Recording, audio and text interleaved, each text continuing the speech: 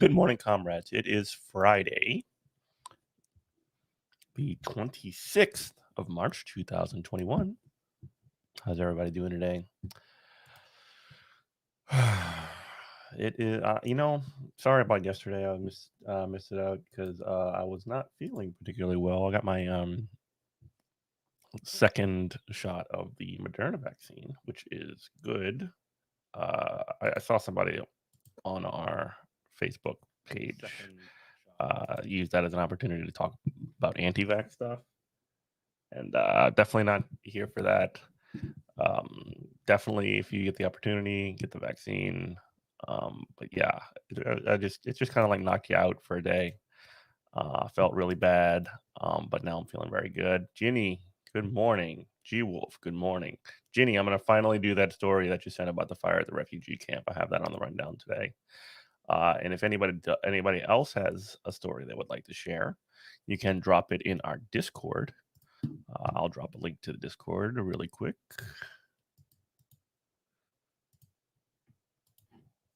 There you go. You can go on our Discord. We have channels where you can share stories, and maybe I'll cover them if we have time. I'm always definitely looking for a little sport getting the show together. But yeah, good to see everybody.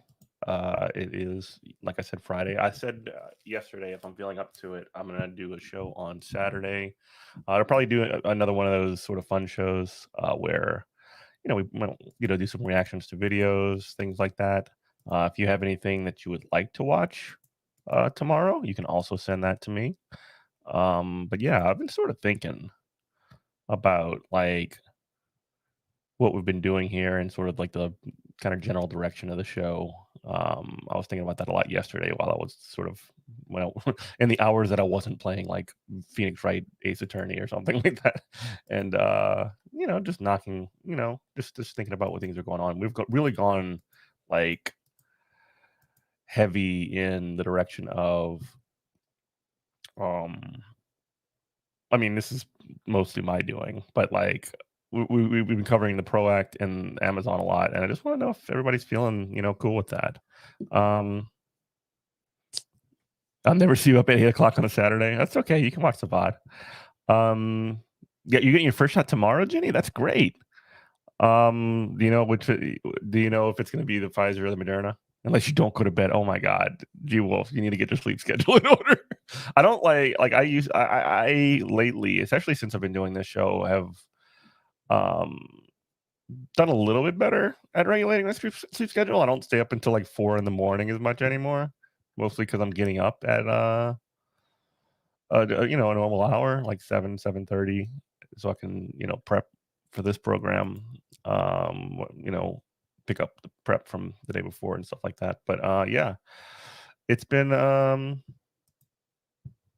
just sort of thinking about direction. Like I like covering labor stuff, especially like the top line issues of the day. I'll cover some of the day to day like Washington clowns in Congress politics, I guess. But like that's not really my favorite thing to do. But yeah, I definitely like covering refugee stuff.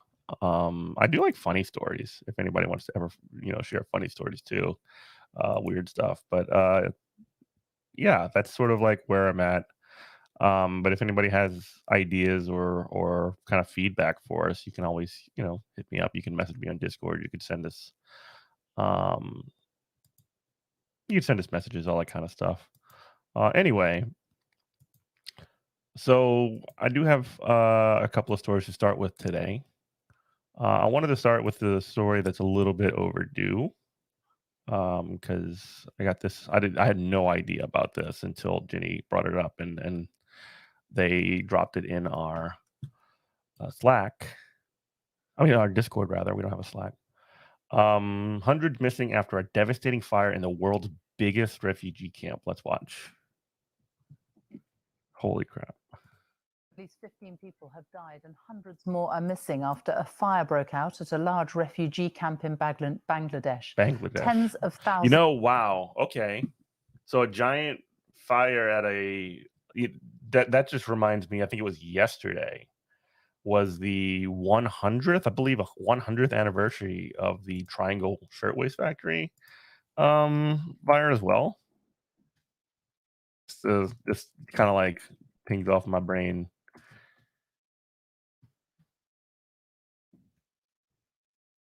Talk a little bit about that after. Thousands of Rohingya Muslims who had fled persecution in neighboring Myanmar are now homeless. The authorities in Bangladesh say they have begun an investigation into how the fire started at the camp in Cox's Bazar. Our South Asia correspondent Rajini Vaidyanathan reports. Each pillar marks out what was once a makeshift hut. Oh my God. So this is like a camp where people were, leaving Myanmar. They're basically Rohingya Muslims who are oppressed and essentially under attack by the state, are trying to leave. They go to a camp in Bangladesh and just a giant fire. Oh my God. Mouldering remains are all that's left for thousands of refugees. This cramped and congested camp now reduced to ash. Oh my God. Zubaydah Begum lost her home in the fire. My 2 sons are missing. I'm looking for them everywhere, she said. The massive fire started in one section of the settlement on Monday afternoon, but soon spread, destroying homes, schools and hospitals. Refugees ran for their lives. Rohingya Muslims who'd fled a military crackdown in their home Myanmar more than 3 years ago, once again on the move. Jahanara has been searching the camps with one of her sons, trying to find 6-year-old Muhammad, who's not been seen since the fire broke out. I don't know whether he's dead or alive, she said. Oh my Please, God, help me find my son. I just want him back. Close to 1 million Rohingyas live in the world's largest refugee camp. Already in dire poverty, they're once again struggling to survive.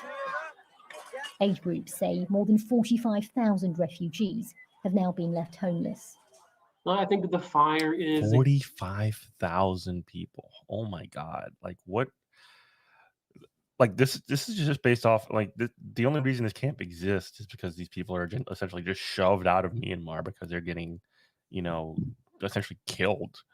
And then when they go and congregate in this camp in Bangladesh, they have a giant fire, and now 45,000 people are homeless. a continued symptom of the larger deterioration within the camps. It's 3 years on. This is a protracted refugee crisis. Obviously, a failure of the international community to find a solution. With the ongoing military coup in Myanmar, Rohingya refugees can't go home anytime soon.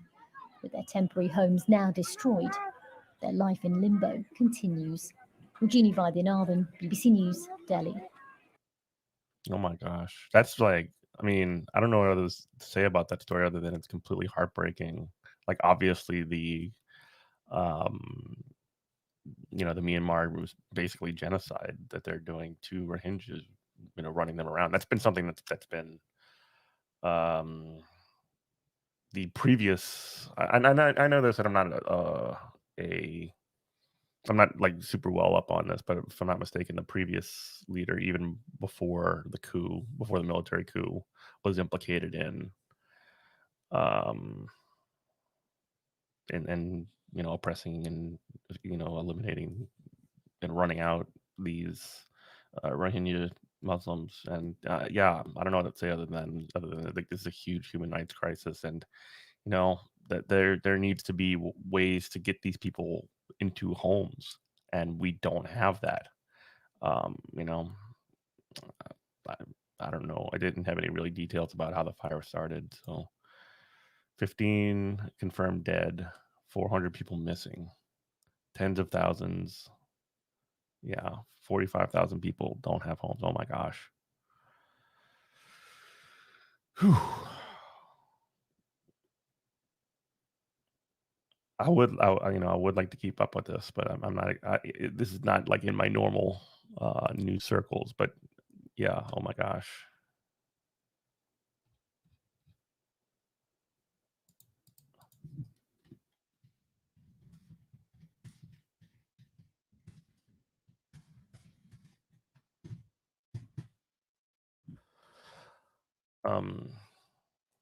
Wow.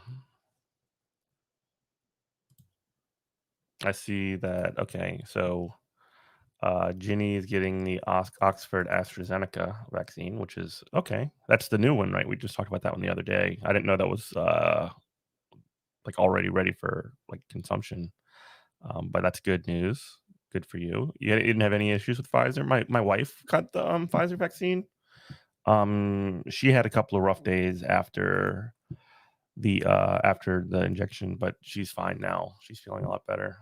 She got hers about a week ago, and she was probably knocked out for about 2 or 3 days. But yeah, did you get both shots or just the first one, G Wolf? Also, Jenny, I forget, is the AstraZeneca like one shot or two, or is only the Johnson and Johnson one shot?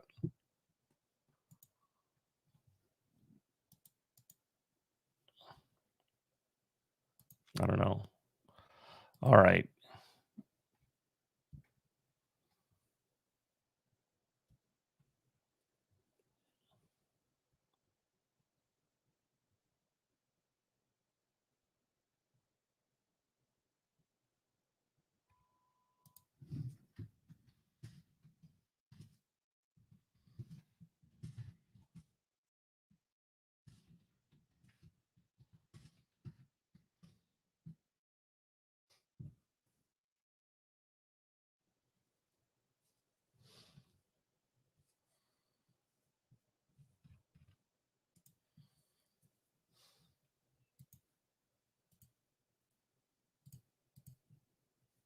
Just one?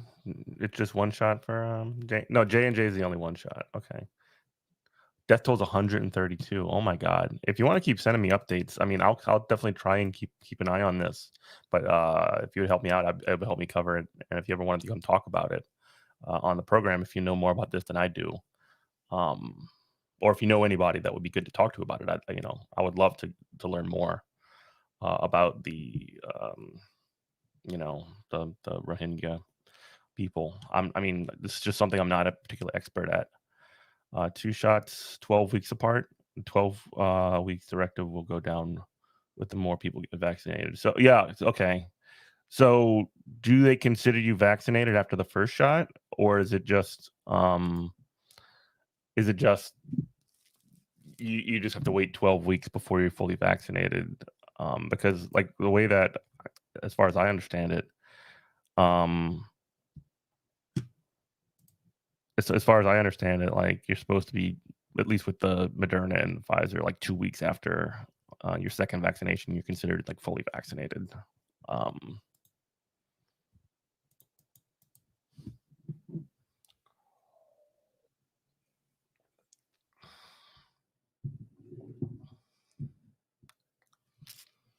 Let's move on to another story. This one was kind of so. But basically, the rest of the show is going to be Amazon focused. Sorry again for always making it about Amazon, but this is the stuff that I pay attention to because I'm a weirdo. Here is a story that I just saw yesterday from Ken Klippenstein in The Intercept. Documents show Amazon is aware drivers pee in bottles and even defecate en route, despite company denial. Now, this has been like a story that's been kind of out there for a little while, but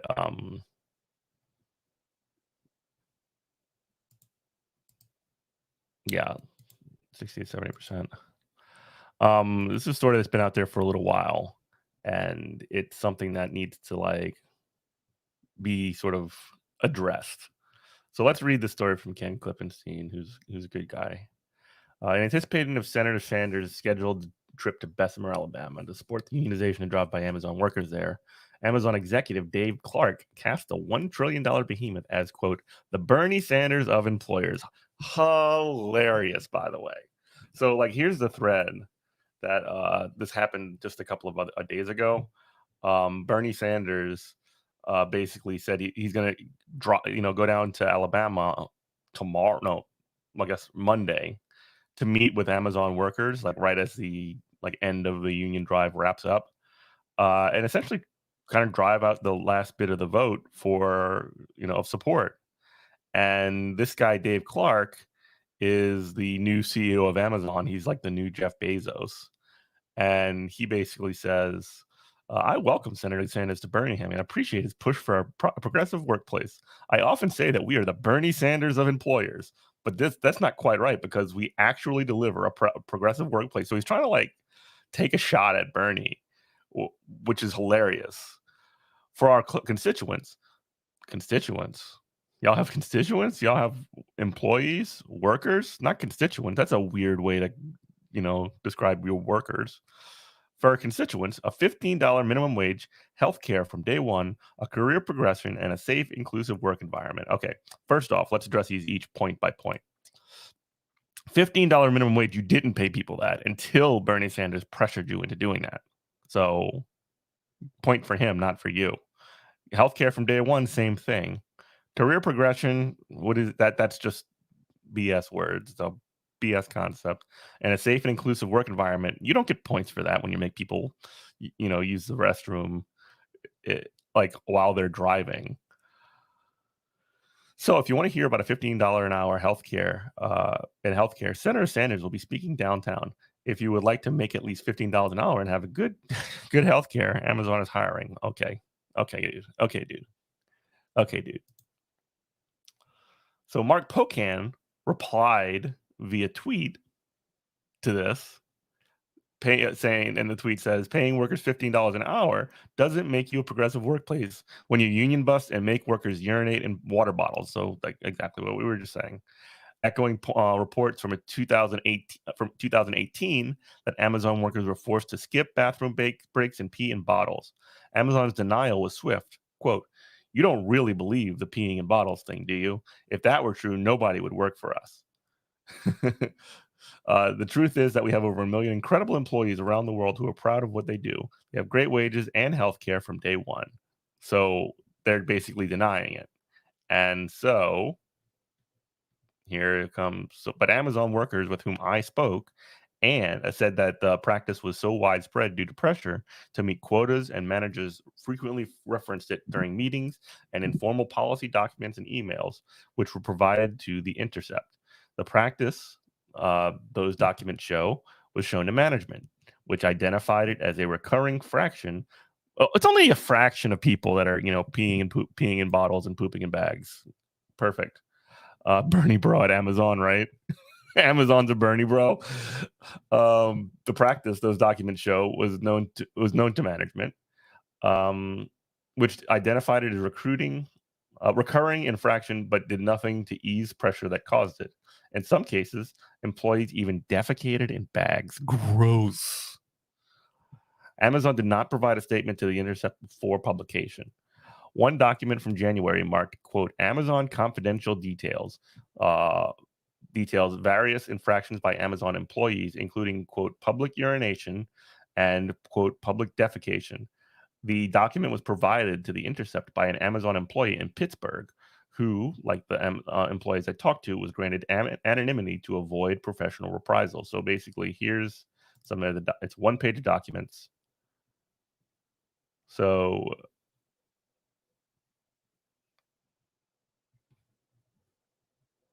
Yeah, violations and defects.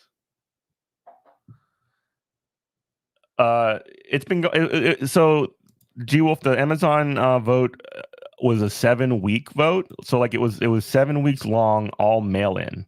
It's like kind of extraordinary in how it was structured, but like one of the big fights for the campaign was like safety protocols during COVID.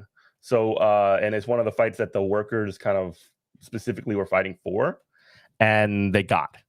So yeah, and yeah, Ginny, these people think $15 an hour is good enough is exactly right. Like they think that if you can have the worst possible working conditions, and getting paid $15 an hour makes it worth it. Yeah, right. Employee also provided an email sent by Amazon logistics area manager last May that chastised employers for defecating into bags. This evening, an associate discovered. So you don't just do that without being pressured into doing it. Like I'm thinking about this right now.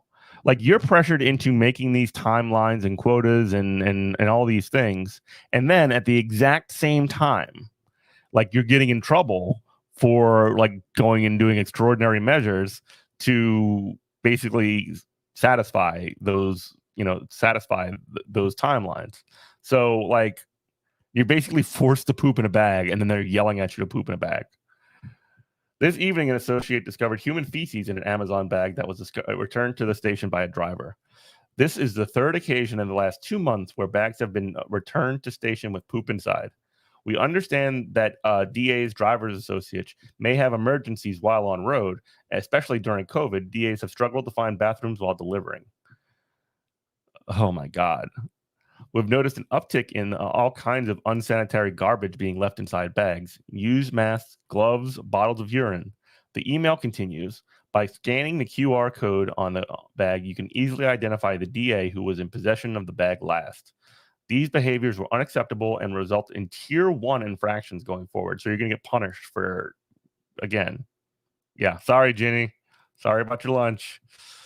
Please communicate this message with your drivers. I know if it may seem obvious or like something you shouldn't need to coach, but please be explicit when communicating the message. They cannot poop or leave bottles of urine inside bags. Oh my God. This is basically a cover your ass email, to be really clear too. They're basically saying that we're against this. You shouldn't be doing this, but they're also forcing the conditions that the workers have to do that. So this is just Amazon covering their ass. Haley Marie Brown, a 26-year-old resident of Manteca, California, who worked as a delivery driver for Amazon delivery contractor, Soon Express, I guess that's what it's called, Soon Express, until quitting on March 12th, told The Intercept that the practice, quote, happens because we're literally implicitly forced to do so. Otherwise, we'll end up losing our jobs for too many, quote, undelivered packages. So that's like I was saying, you're in the position where you have to like go to extreme measures to keep your job. And like, again, that's just like the decision that, when you have a big enough set of people, the decision that people are going to make when you apply that much pressure to them.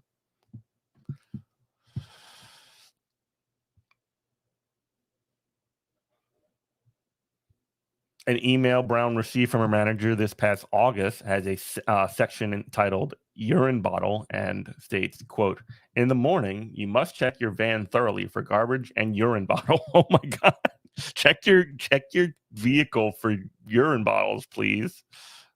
If you find urine bottles, please report to your lead supporting staff or me.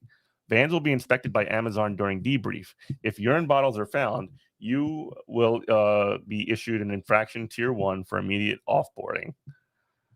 While Amazon technically prohibits the practice, documents characterize it as a tier 1 infraction, which employees say can lead to termination. Drivers said that this was disingenuous since they can't meet their quotas otherwise. They, quote, they give us 30 minutes of paid breaks, but you will not finish your work if you take it, no matter how fast you are. One Amazon delivery employee based in Massachusetts told me. So basically, you get a 30-minute break and you have to do like more work. It's technically a break, but you don't really have a break, because if you don't work through your break, you don't meet your quotas or whatever. Asked if management eased up on the quotas in light of the practice, Brown said, quote, "Not at all. In fact, over the course of my time there, our package and stops counts actually increased substantially." Why the courts aren't involved in this conversation? Because that would have to, there might be lawsuits. I don't know. But that would be something that, again, with a union, the union would have the resources to initiate those lawsuits. Without those kinds of resources, I mean, it's just one by one. And if you sue your boss, you're going to probably lose your job and have trouble getting a job somewhere else. This has gotten even more intense, employees say, as Amazon has seen an enormous boom in package orders during a coronavirus pandemic.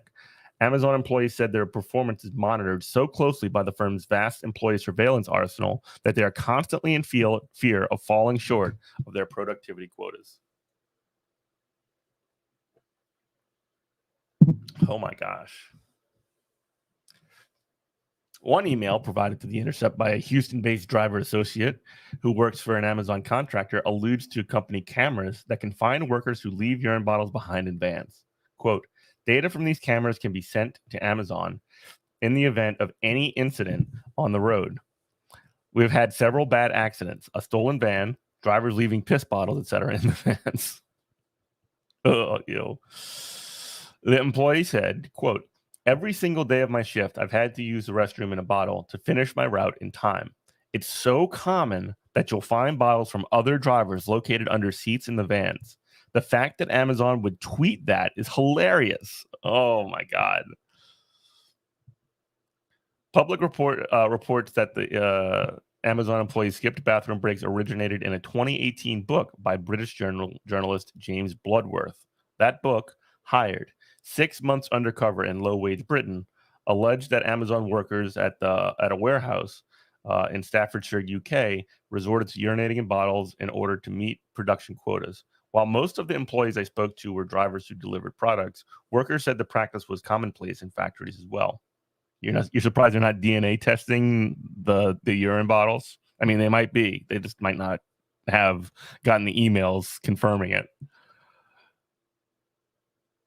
By Amazon warehouse workers in Alabama, the vote by Amazon workers in Alabama on whether to unionize has become a flashpoint for organized labor. While Amazon has was publicly criticized Bernie Sanders, he's far from the only prominent politician to voice support for the workers. And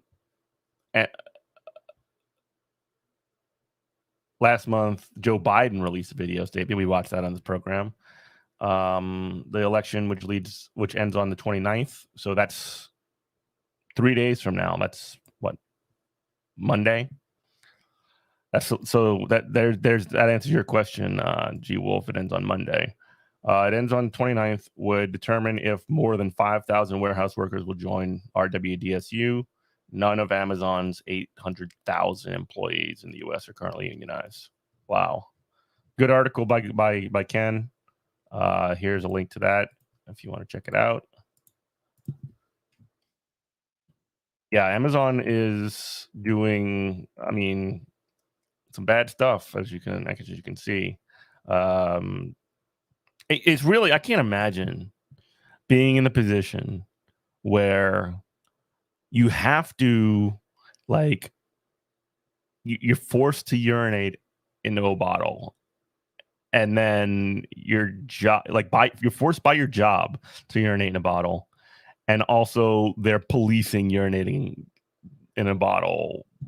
Like, I don't know, it's just crazy. The vote is a majority of the people that voted, right? I believe so, but I mean, you need half plus one of the workers to vote yes. I think not voting is considered like a no vote. You need enough yeses.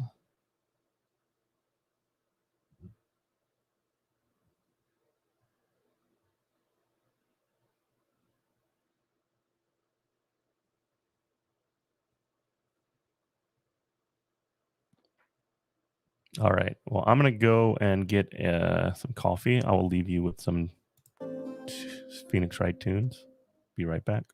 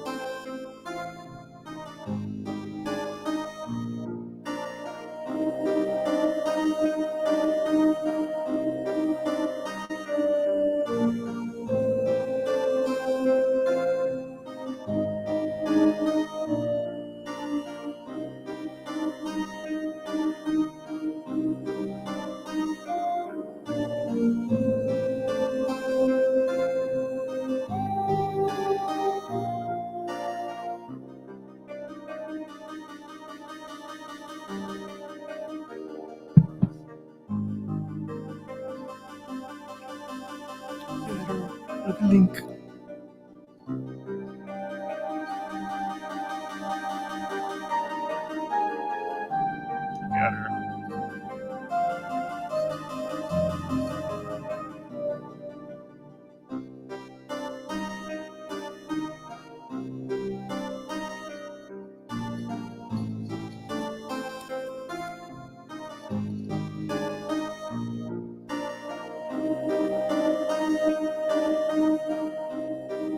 This is Link. She's a good kitty. She's actually the sweetest of my cats. Like, all she ever does is like sleep and then like come snuggle up on you and constantly purr. It's adorable.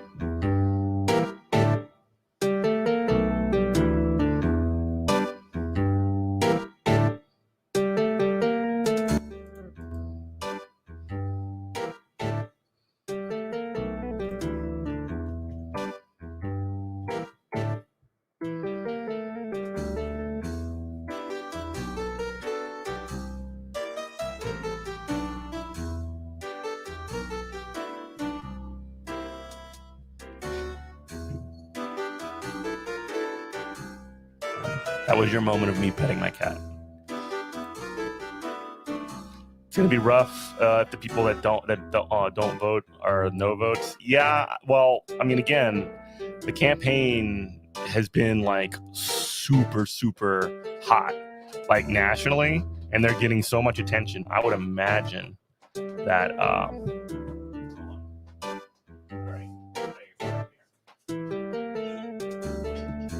This is Sam. This is my son Sam. He was scratching the furniture like he's not supposed to be. I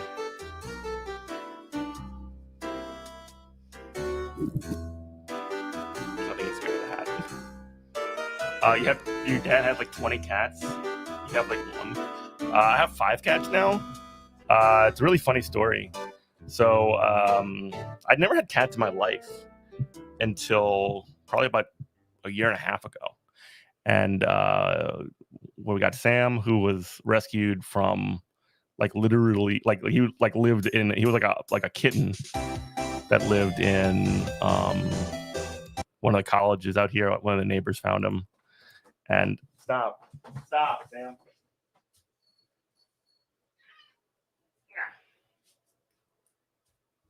If you're gonna scratch the furniture, you're gonna be on camera, okay? If you're gonna scratch the furniture, you're gonna be on camera. He's scratching my chair. Anyway, this guy right here, he was rescued from he was like a stray kitten. He was very, very young, probably about 6 weeks old, 8 weeks old or so. And so we got him. And then around the end of the year, it was like 2019, I think, We got another kitten, who was another stray that one of Kimberly, my wife's neighbors, found. I mean, her cousins found.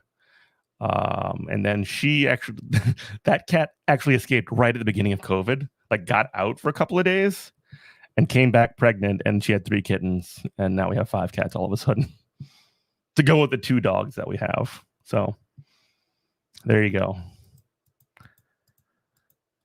There you go. Looking through, oh boy. Dominion suing Fox News. $1.6 billion. Oh my gosh. Let's look at this.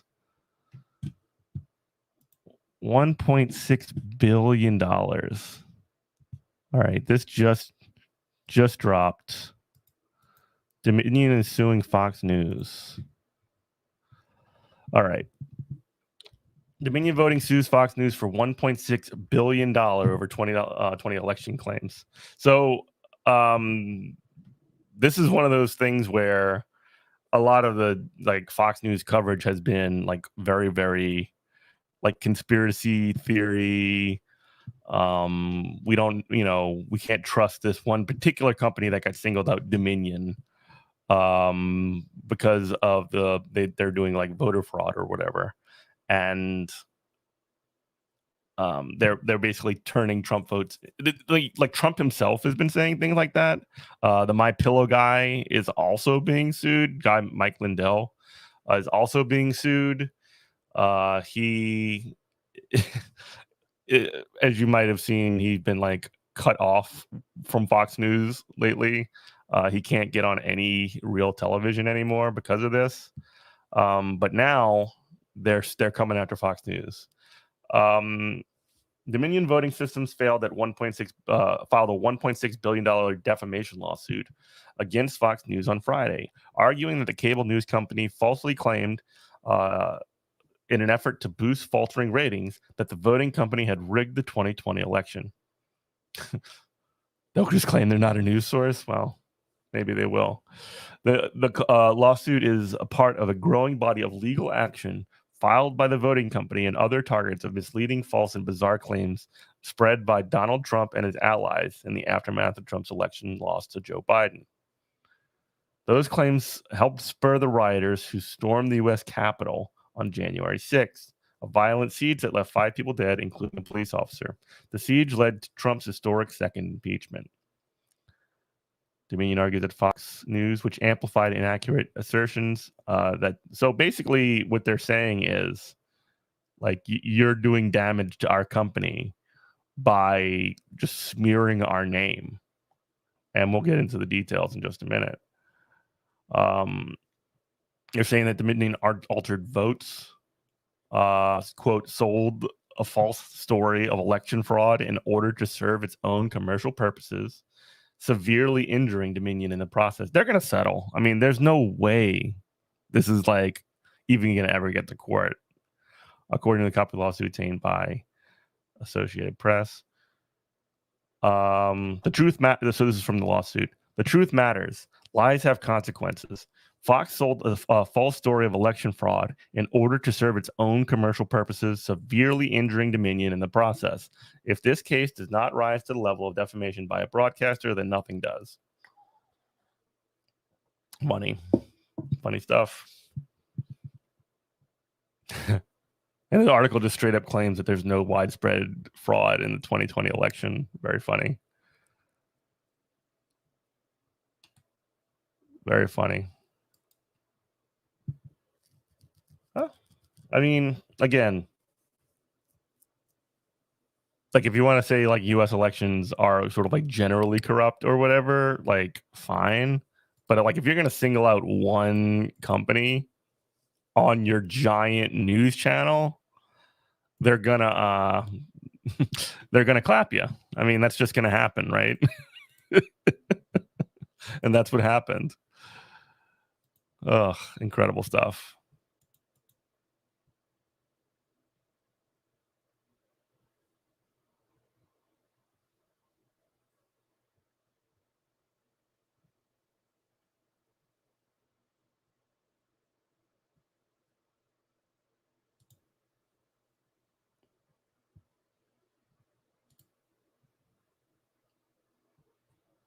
Let's see here.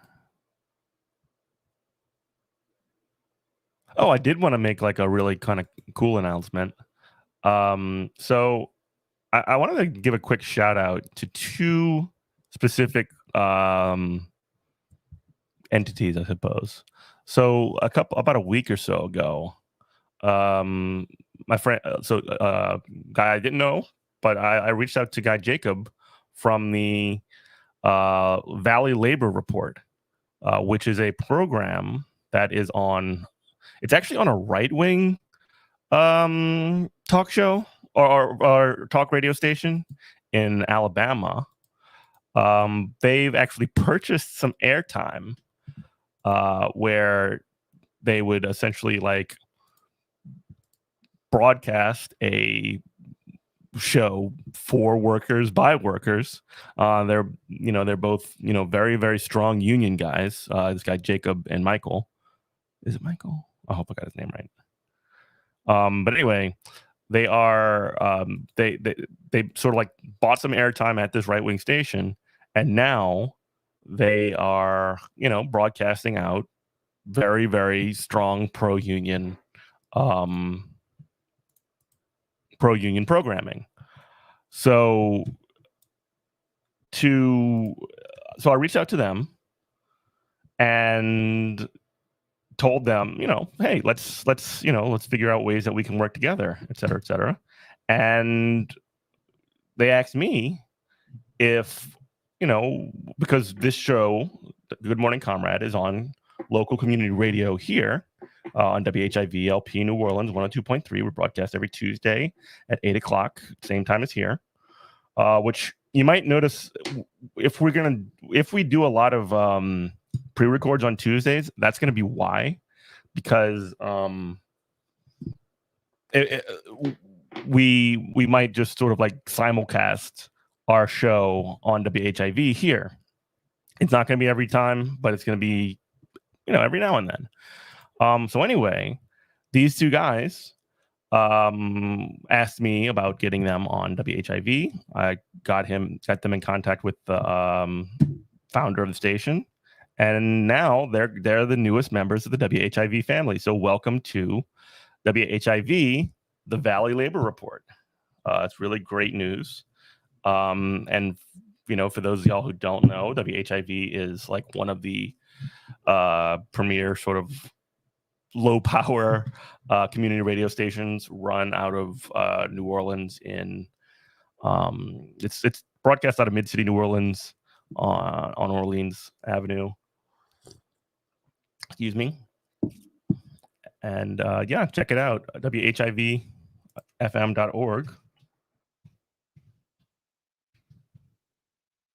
We have our Good Morning Comrade page there as well.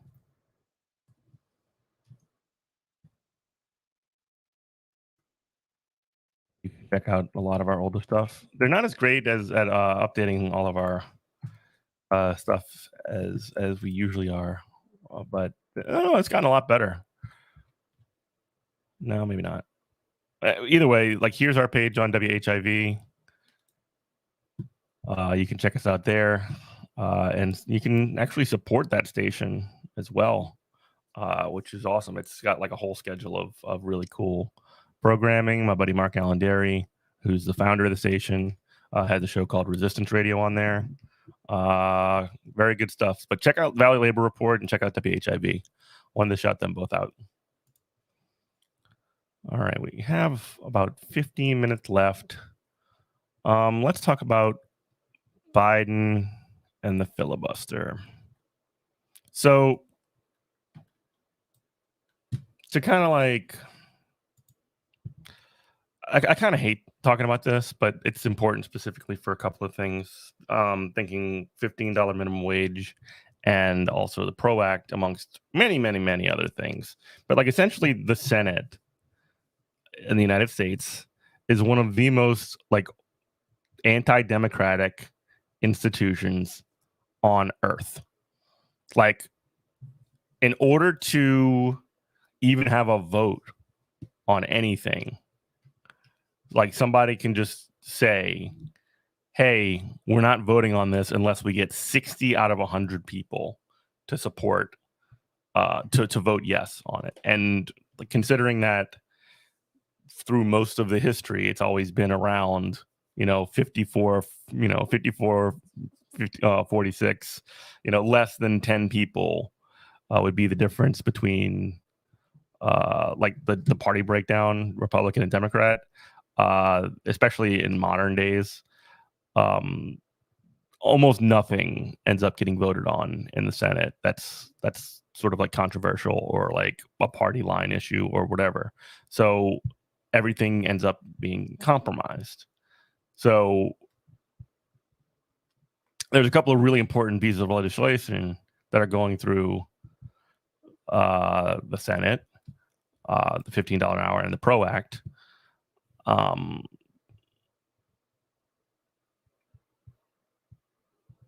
Cool. But yeah, it's really not great. Oh, you listened for over a year? Hell yeah, G Wolf.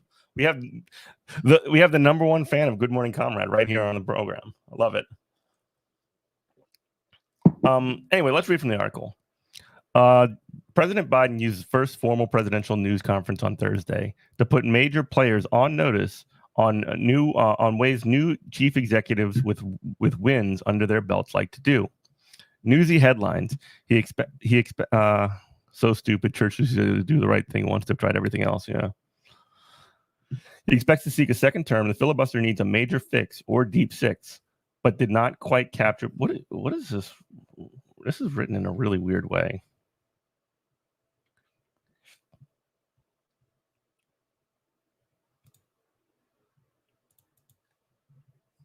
There you go. Let's just read his quotes. I have not been able to unite the Congress, but I've been uniting the country, Biden said during his hour-long event, which he fielded questions from 10 news outlets.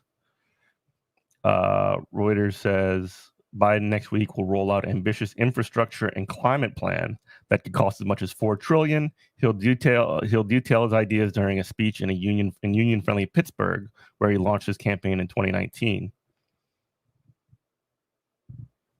Quote, I think my Republican colleagues are going to have to determine whether or not we want to work together, or they'll decide that the way which they wanted to proceed is to divide the country, continue the politics of division. But I'm not going to do that. I'm going to move forward and take these things as they come, Biden added. Successful politics is the art of the possible. Oh, God, he's going all Bismarck on us.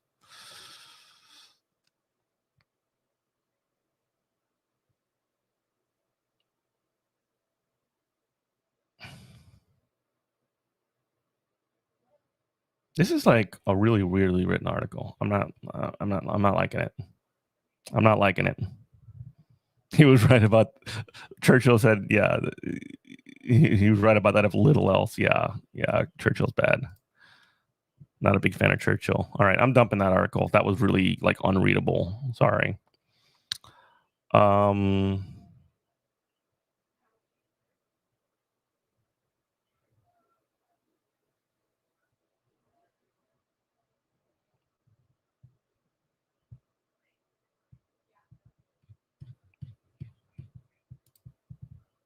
Huh. Oh my gosh, Georgia. Let's talk about Georgia. This will be the last thing that we cover today, and then we'll kind of wrap it up. But yeah, Georgia is basically forcing through as many voter suppression laws as possible. There's no doubt there were many alarming. Here's Brian Kemp. No, let's not platform Brian Kemp. Let's not. The only thing I want to watch from Brian Kemp is him his political videos.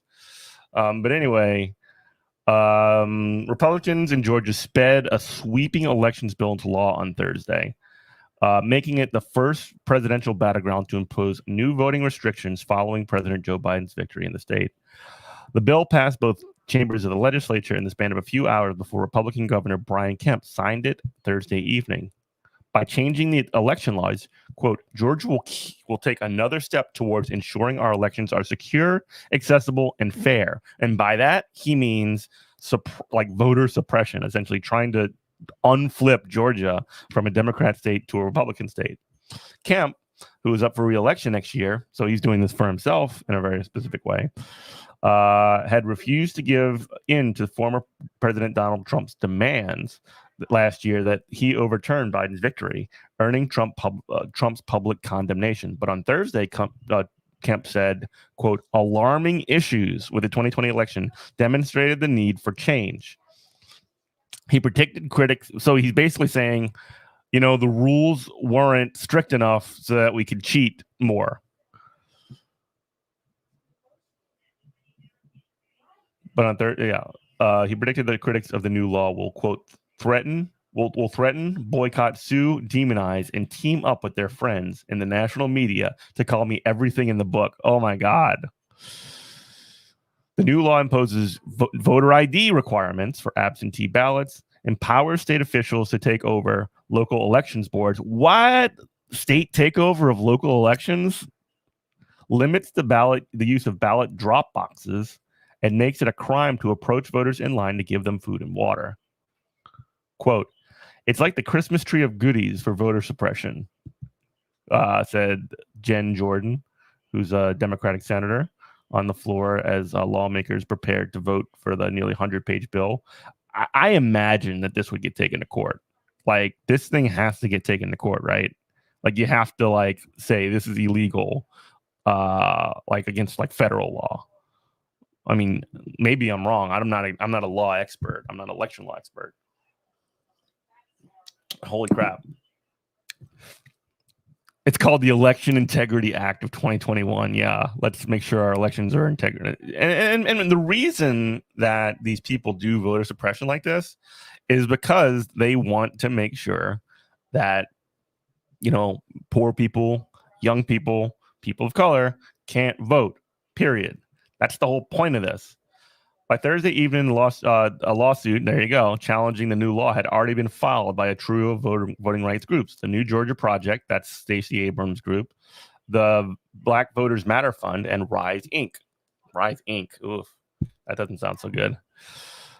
In large part because of the racial disparities in areas outside of voting, such as socioeconomic status, housing, and employment opportunities. The voter suppression bill disproportionately impacts Black voters and interacts with these vestiges of discrimination in Georgia to deny Black voters an equal opportunity to participate in the political process and or elect a candidate of their choice, the lawsuit states. Yeah, I know. Yeah, the southern states are trying to one-up one another because,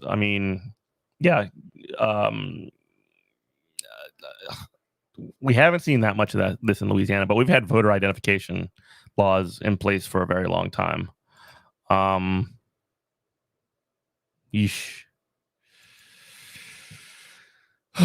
package is part of a national Republican effort that aims to restrict access to the ballot box following record turnout in the election. Too many people voted, man. Why did so many people vote? We're trying to make it so that less people vote, not more. Biden is, these are the same people, by the way, and libs do this too, but they're the ones that complain, why doesn't nobody vote? Why doesn't anybody vote? If you want to change things, you should vote. Go vote.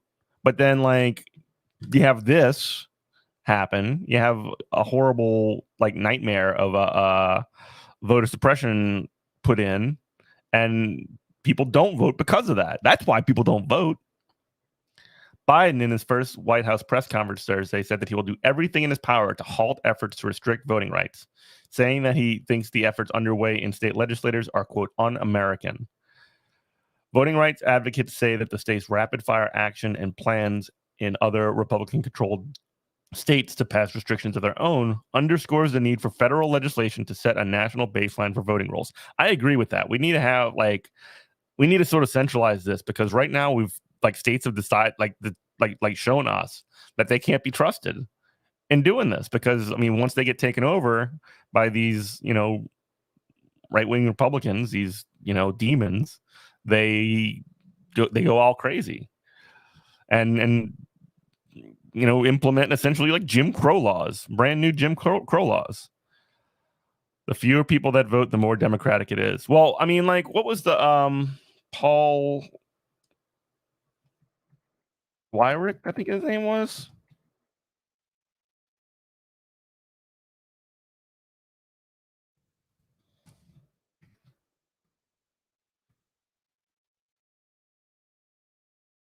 Like a really famous video. Yeah, here it is. The goo goo thing. Okay. And I'll just leave it on this. This is a video from probably probably somewhere in the 80s. And this guy, Paul Weyrich, was like huge in the Heritage Foundation, right? Moral majority, like all these like right-wing horrible things. And he basically laid out what the current like Republican strategy on voting is.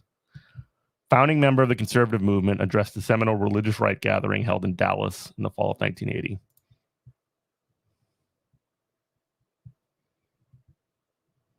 Now, many of our Christians have what I call the goo-goo syndrome. Good government. They want everybody to vote. I don't want everybody to vote. Elections are not won by a majority of people. They never have been from the beginning of our country, and they are not now. As a matter of fact, our leverage in the elections, quite candidly, goes up as the voting populace goes down. Yep. So basically, that's exactly what's being implemented here 30 or so years later. They want the voting populace to go down so that their leverage can go up. It cannot be laid out in any more clear of terms. Ted Cruz said that this week. You got a video? You got a video, Ted Cruz?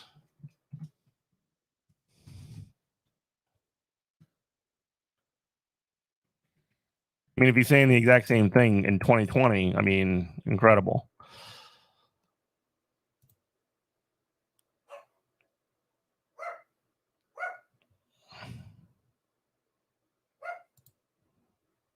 But yeah, anyway, yeah, Paul Weyrich basically saying exactly what the Republicans are doing right now. They're trying to suppress voting as much as possible. And there does need to be something on the national level that addresses this. Because right now, I mean, like if, again, the fact that, people are, put in a position where you're blamed for not voting. That's the thing that makes me crazy. You're blamed for not voting, but also it's made as hard as possible to vote. Like, sorry, it can't be both. Which one is it? Can't find a video? That's okay. If you do find it, just drop it in Discord. All right. Well, I'm gonna go ahead and wrap us up. You can watch our program every day, Monday through Friday. We're gonna do one tomorrow, I think, if I'm feeling good, and right now I'm feeling good. You can watch us every Monday through Friday, 8 a.m. You can also support our program on patreon.com/Good Morning Comrade. Just drop that in the chat. You can, we haven't figured out what we're going to do in terms of like rewards. But we do want, we need to get a little bit of support so we can sort of ramp up our operations. I know I want to get Scott some upgraded gear. I need a better camera because this thing keeps getting blurry on me. But yeah, anyway, Good Morning Comrade, patreon.com/Good Morning Comrade. I don't know I know Andrea, our friend CyberDemon531, has been starting a little bit late lately. I don't know what she's doing today, but you should definitely check out her show as well. Above It All. That should be going live soon, at least. But yeah, CyberDemon531. Find her right here. And all of our, one last link, goodmorningcomrade.com, where you can find all of our stuff. We have podcast release. We have, podcasts. It sends you to all of our places. You can find all of our Twitter information. You follow me at Eminent Prof. Follow Robert at Comrade Morning.